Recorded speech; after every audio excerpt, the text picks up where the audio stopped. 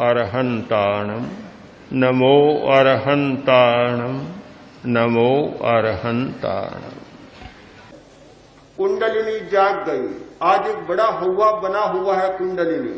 आज की दुनिया में कुंडलिनी की बहुत चर्चा है। इस पर हिंदुस्तान में और विदेशों में बहुत साहित्य लिखा जा रहा है। कितनी पुस्तकें लिखी गई। विदेशी लोगों ने सरपेंट पावर कितनी पुस्तकें इस पर लिखी है।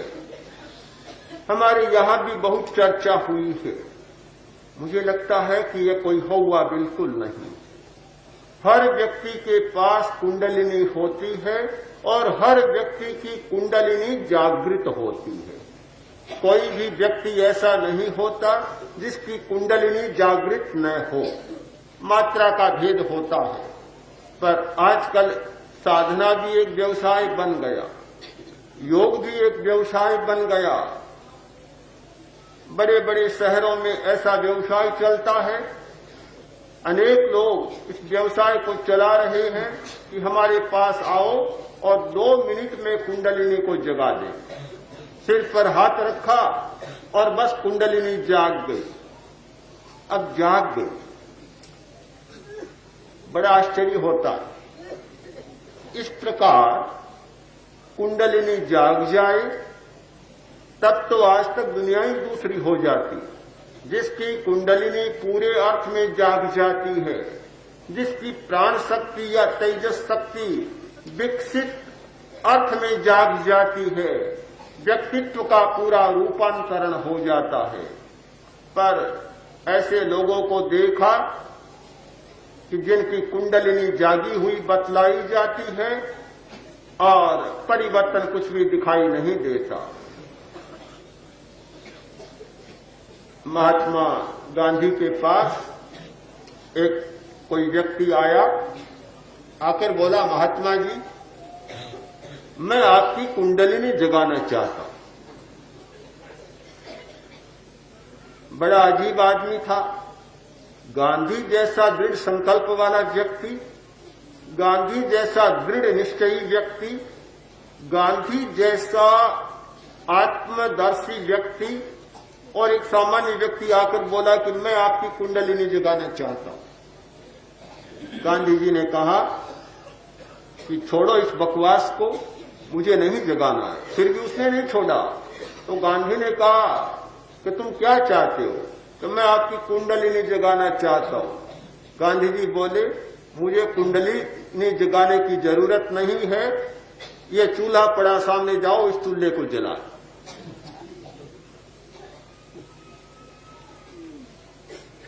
बहुत ये चर्चा है। बात तो ठीक है कि जिसकी प्राण शक्ति जाग जाती है वह सचमुच एक निराला व्यक्ति बन जाता है। उसकी वृत्तियां बदल जाती है, आदतें बदल जाती है, स्वभाव बदल जाता है और पूरा व्यक्तित्व रूपांतरित हो जाता है। पर कैसी जागे? जागने की एक सरल प्रक्रिया आपके सामने प्रस्तुत कर रहा हूं। शरीर प्रेक्षा, शरीर को देखना। आपको बड़ा आश्चर्य होगा, ये कौन सी बड़ी बात बतलाई, रोज ही देखते हैं। कौन व्यक्ति जो शरीर को नहीं देखता? उठते ही बहुत लोग हाथों को देखते हैं, अच्छा मानते हैं। उठते हैं तब सबसे पहले किसी दूसरे का मुंह नहीं देखते, अपने हाथों को देखते। कराग्रे वसती लक्ष्मी, ये धारणा रही है कि हाथ की अंगुलियों में लक्ष्मी बसती है। बात तो बहुत अच्छी है, सारी लक्ष्मी इन अंगुलियों में बसती है। इन अंगुलियों से परे कहीं लक्ष्मी नहीं है। ऋषि ने कहा था, उपनिषद के ऋषि ने, कि मुझे कुछ भी नहीं चाहिए। मम 10 अंगुलियां है, मेरे पास 10 अंगुलियां हैं, फिर मुझे दुनिया की किसी वस्तु की आवश्यकता नहीं है। जिस व्यक्ति के पास ये 10 अंगुलियां होती है उसे और किसी वस्तु की आवश्यकता नहीं होती। सारी संपदा, दुनिया का सारा वैभव, सारा ऐश्वर्य और सारा धन इन 10 अंगुलियों में निवास करता है। कराग्रे वसती लक्ष्मी, अपने हाथों को देखते हैं। फिर थोड़ी तैयारी करते हैं, स्नान करते हैं, केश संवारते हैं तो शीशे के सामने जाकर खड़े हो जाते हैं, पूरे शरीर को देख लेते हैं। आप सोचेंगे रोज करते हैं और फिर कौन सी नई बात बतला दी गई? कोई नई बात नहीं है, तो हम जानते हैं। हम लोग तो फिर भी शीशे के सामने नहीं जाते, आप लोग तो देखते हैं। तो शरीर को देखना कौन सी बड़ी बात है? मैं नहीं कह रहा हूं, आप अपने रंग को देखें, अपने रूप को देखें, अपनी आकार संरचना को देखें या अपनी चमड़ी को देखें। देखने का मतलब आंखों से देखना नहीं, देखने का मतलब है जानना, अनुभव करना और चित्त को जो बाहर ही बाहर भटकता रहता है उसे शरीर के भीतर ले जाना। अंतःप्रेक्षा, बाहर से शुरू करें, त्वचा से शुरू करें और भीतर तक गहरे में ले जाएं। इस ज्ञान नाम की प्राण धारा से शुरू करें, चमड़ी में रहने वाली ज्ञान नाम की एक प्राण धारा, प्राण का प्रवाह होता है, वहां से शुरू करें और भीतर मुख्य प्राण धारा तक चित्त को, चेतना को ले जाए। यह इतना सा दर्शन इसमें बहुत देखने को मिलता है। आपके मन में प्रश्न होगा, क्या देखें, क्या नई बात है? बहुत नई बात। हमारे शरीर में इतनी नई बातें हैं देखने को, इतनी नई बातें कि जो जब तक नहीं देखता तब तक उसे कुछ भी नहीं लगता। और जिस व्यक्ति ने अपने शरीर को देखना शुरू कर दिया उसके लिए सारी दुनिया का आकर्षण समाप्त हो जाता है। आकर्षण और विकर्षण का एक सिद्धांत है।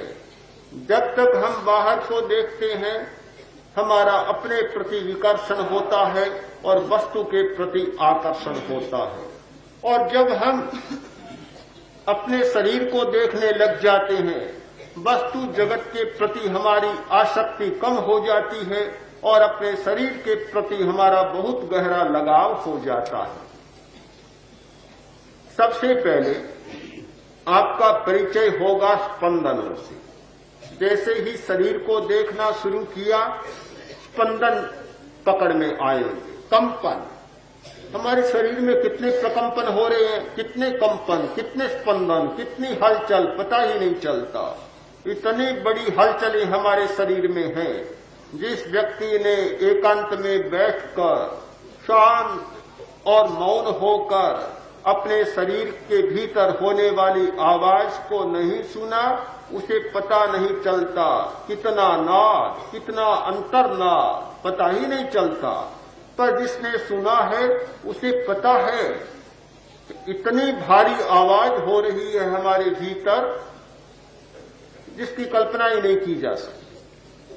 बहुत बड़े बड़े साधक जब साधना की गहराई में जाते हैं और अपने भीतर की आवाज को पकड़ना शुरू करते हैं उनके सामने इतने बड़े बड़े शब्द आते हैं, भयंकर शब्द आ जाते हैं, कभी कभी कान को फाड़ने वाले शब्द आ जाते हैं।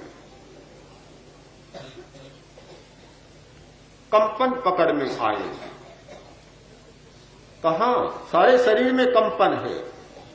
यहां कंपन हो रहा, यहां कंपन हो रहा है, अंगुलियों में भारी प्रकंपन हो रहे हैं।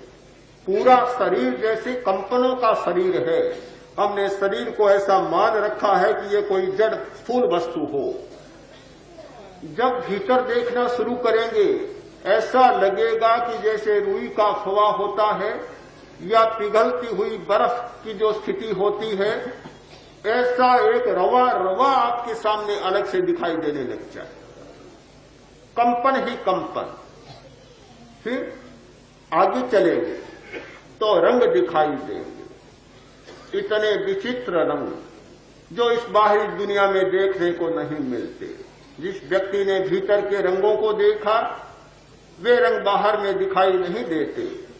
शिविर में साधना करने वाले अनेक व्यक्ति जब कहते हैं ये क्या हुआ, आज तक हमने इतना बढ़िया रंग इस दुनिया में नहीं देखा, और कोई गांव का आदमी नहीं जो बाहर न घूमा हो, कलकत्ता में रहने वाला, बंबई में रहने वाला, लंदन में रहने वाले, बाहर खूब घूमने वाले, सारे संसार की परिक्रमा करने वाले लोग कहते हैं कि इस प्रकार के बढ़िया रंग हमने कभी नहीं देखे।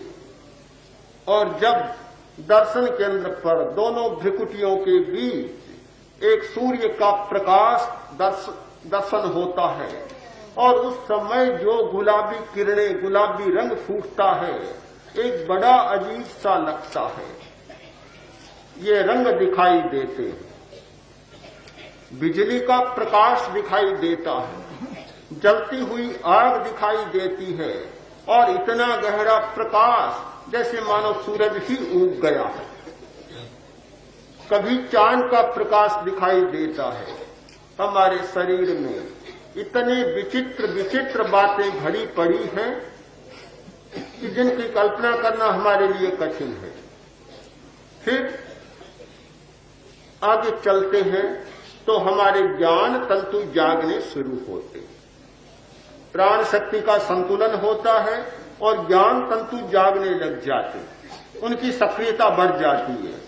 यह एक हमारा पहला पड़ाव होता है। जब हम इस स्थिति पर पहुंच जाते हैं शरीर को देखते देखते और हमारे ज्ञान तंतु सक्रिय होने लग जाते हैं, तो मानना चाहिए कि हमारा पहला पड़ाव पूरा हो गया।